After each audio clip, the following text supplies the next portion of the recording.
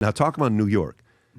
Did you think for a moment, you've been a New York native your entire life, Yes. Captain, NYPD, you know, growing up there, you've seen the trouble, you changed, you know, as a young man, became a leader, run for mayor, and then all of a sudden today, you're going up against a guy, the mayoral race that everybody in America is following. Yes. To go on against a Zoran Mamdani, who on many ways you look at it, this is a person that's a communist. This is a person that's openly said how he feels about capitalism, how he said a lot about different things.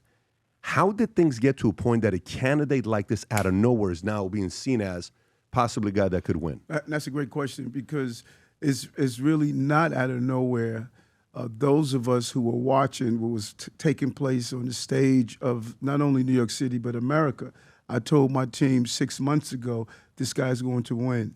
And I need to be in a general so that I can go head to head. You knew this 6 months ago. 6 months ago, I sat down with my team, and I said to the reporters, I said, this is going to be the most fascinating race in the history of New York City. Why is that?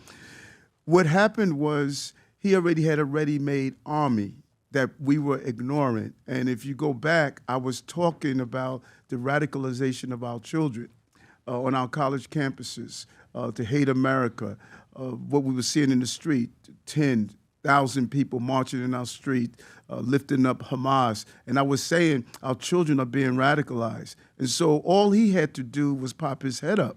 Once he did that, the army was already assembled and say, we want to follow someone. And he has become a symbol of the radicalization of our young people across this entire country, and specifically in New York. But why, though? I guess the question I want to ask is why? Because the last 5 years, go COVID, right? If you want to pull up the chart, Rob, that Brandon had on how much money's moved from different states to different places, I mean, New York was known, and many will say till today, as the greatest city in the world, right? Mm-hmm. New York's been that city, the Mecca, the financial capital of the world. Used to be London, now it's you guys. Mm-hmm. And Dana White comes and does an event here for UFC 2 or 3 years ago. In the interview afterwards, they ask him, they say, so what was UFC like Miami? He says, he said, we broke Madison Square Garden's record. He said, this is what LA used to be. It's the energy New York used to have. I think that's the messaging that he gave, where now a lot of people are looking at saying, could Miami become the new New York City? Now, you know, it's a lot of, but then the chart that shows the biggest difference is this. Rob, if you can pull up the numbers with the dollars, I don't know if you have it or not. It shows how much money moved here. Mm-hmm. Over $1 trillion of wealth moved out of California. California got the money to go to Texas. Mm-hmm. New York got the money right here. If you look at this, New York got the money to flow to Florida. Mm-hmm. This was one of the charts. If you go to the other one, Rob, that shows the dollar amount, you got a couple of them there. Go to the one on the left, the one that shows like that right there. If you look at this one, the dark purple is New York and California. Right. Over $1 trillion lost. Then if you look at states that gained plus trillion, the dark green, you'll see Florida.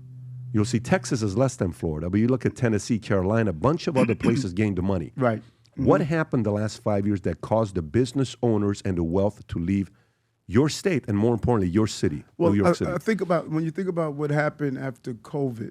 After COVID, many people felt as though during COVID that they were being confined. They wanted to raise their children in an open atmosphere. They wanted to go somewhere where it was not that restricted.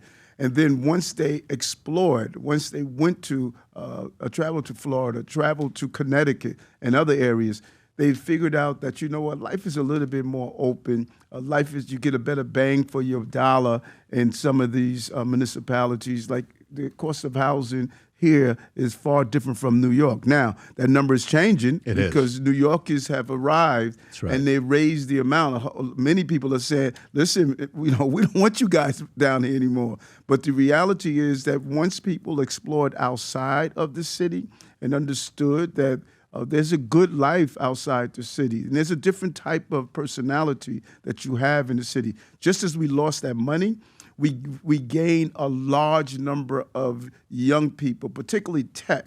A lot of new tech companies opened. We became the hot spot for graduates, the #1 location for graduates. New York City? New York City. It became an exciting place. You know, our nightlife is booming, and our economy is the strongest in history. Broadway had the strongest 12 months in history, and so the city is still thriving.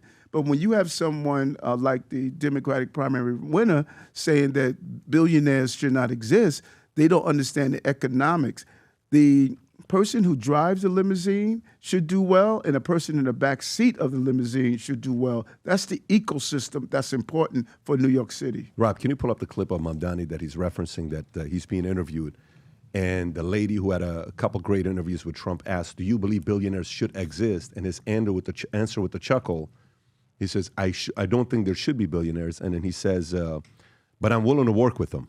I don't know how those two go together. I don't think there should be billionaires, but I'm willing to work with you to give up your money and lose your billionaire status, which doesn't make a lot of sense. There's a video of it in an interview. We've had it before. We've shown it. I think that's the one right there. And it's a clear misunderstanding of the economics. When you look at our top 1%ers and how they ensure that we have teachers, firefighters, police officers, our roads paved, that's the ecosystem that exists. And if you don't understand that ecosystem, your actions can drive out a major portion. Oh, for sure. I mean, right. You have in your city, Mayor, you have 123 billionaires. Number two is 71 or so. Right. You got most of the billionaires living in the city. And here's a question that was asked. I thought it was a very good question. Go for it, Rob. You are a self-described democratic socialist. Do you think that billionaires have a right to exist? I don't think that we should have billionaires because, frankly, it is so much money in a moment of such inequality. And ultimately, what we need more of is equality across our city and across our state and across our country. And I look forward to work with everyone, including billionaires, to make a city that is fairer for all of them. Now, when you're speaking to billionaires in your city, at this point, they know you, right? I mean, I saw Bill Ackman posted something. Bill Ackman is a $10 billion guy. He's a heavyweight. Carries a big stick. He has reputation. He's gone against some of the biggest guys. He's gone against Carl Icahn. He's gone against a lot of people in his career. And he's had to slay a lot of dragons, and he's been up and down, right?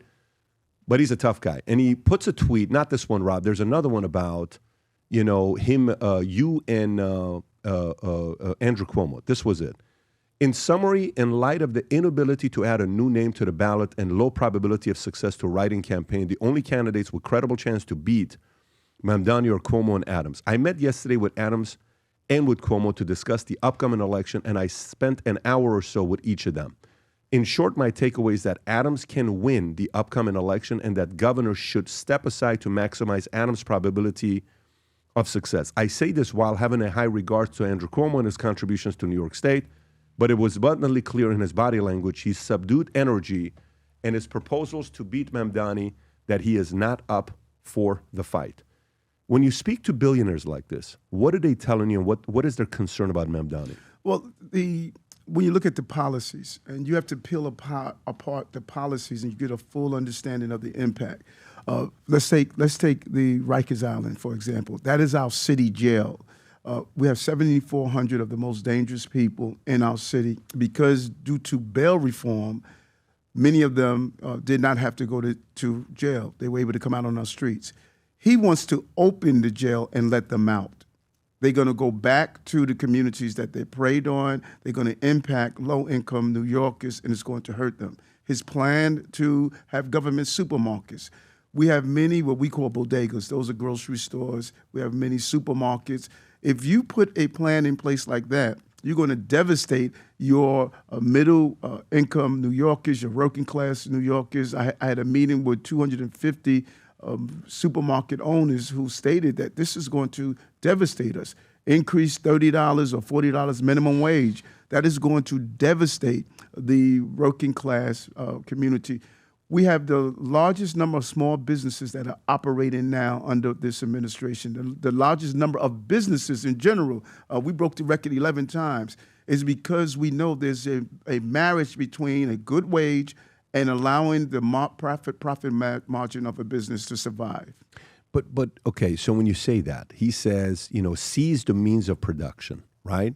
The comments he's made about Jews, and when you look at the population, if I'm saying this correctly, I believe the biggest Jewish population in America is in New York City, right? You guys have 960,000 Jews that live in New York City, right? Around 12% of the population is Jews. Used to be 2 million back in the days, in the 50s.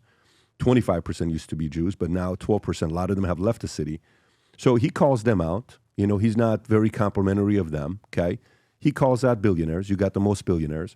He's saying he's going to do free buses for everybody. That's going to cost $3 billion that the billionaires are going to pay for because they're going to raise the taxes on the billionaires. And you've said before that mayor cannot raise taxes on billionaires. Exactly. That has to be done by the assembly, which is his job that he currently does right now. Exactly. And everything he's saying, you're hearing the stuff that he's saying, you're saying to yourself, none of this stuff makes sense. How is he the leading candidate? How does he have that? Great question. Because 9% of voters voted. 9%. 91% they have yet to speak.